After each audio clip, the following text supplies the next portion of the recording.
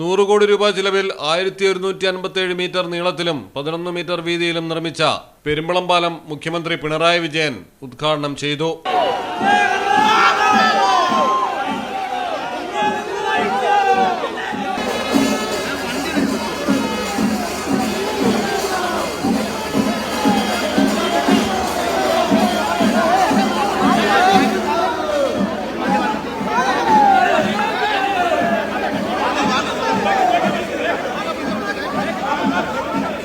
ആലപ്പുഴ ജില്ലയിലെ അരൂർ മണ്ഡലത്തിൽ ഉൾപ്പെടുന്ന പാലം പെരുമ്പളം ദ്വീപ് നിവാസികളുടെ ദീർഘകാലത്തെ സ്വപ്നമായിരുന്നു.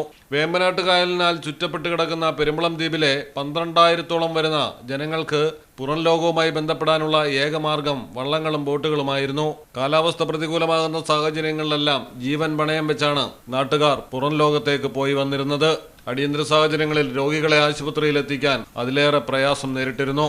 പാലം യാഥാർത്ഥ്യമാകുന്നതോടെ എല്ലാം മാറുകയാണ്. മലയാളം ടെലിവിഷൻ, ആലപ്പുഴ. അക്കരയുടെ പൈതൃകം, ഇക്കരയുടെ കൗതുകം. അൽദാൻ അറേബ്യൻ ബേക്സ്. മനസ്സും വയറും ഒരുപോലെ നിറയ്ക്കാം. ഷവർമയ്ക്കായി ഉപയോഗിക്കുന്ന ചെറിയ ലബനീസ് കുബൂസും ഇപ്പോൾ മാർക്കറ്റിൽ ലഭ്യമാണ്.